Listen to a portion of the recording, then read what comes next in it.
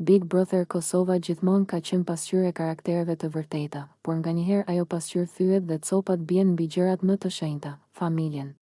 Debati i fundit mes Benitës dhe Albës pas përplasjes së madhe me Braimin nuk ishte thjesht një zëng banale mes banorësh, por një moment që hapi shumë pikpyetje për kufijtë e lojës, respektin dhe etikën. Fjala që tronditi publikun ishte ajo e Benitës: "Përmend mua nënën time, më bën nënën me tension? Nuk i ke shanset ti, nana jem është zonjë, nuk është si nana jote që flet një herë në 3 vjet me të." Këtu loja ndaloi së qeni strategji dhe u shndërrua në sulm personal.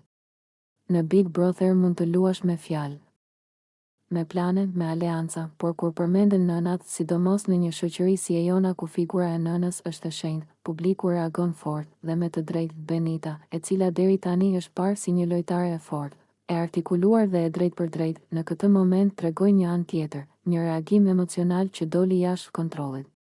Edhe pse provokimi nga Alba dhe tensioni i krijuar nga përplasja me Braimin ishin të mëdha, justifikimi nuk e mbulon fjalën e rënë. Nga ana tjetër, Alba nuk është pa përgjegjësi. Provokimet e vazhdueshme, ironia dhe mënyra si i shtyn debatet deri në kufi, shpesh krijojnë shpërthime të tilla. Por loja e zgjuar është ajo që të bën të fitosh simpatinë e publikut, jo të nxjerrësh më të keqen nga tjetri. Ky konflikt tregoi edhe një herë se Big Brother nuk është vetëm lojë nervash, por edhe test karakteri. Publiku nuk voton vetëm strategjinë, por edhe mënyrën si sillesh kur je në presion ekstrem.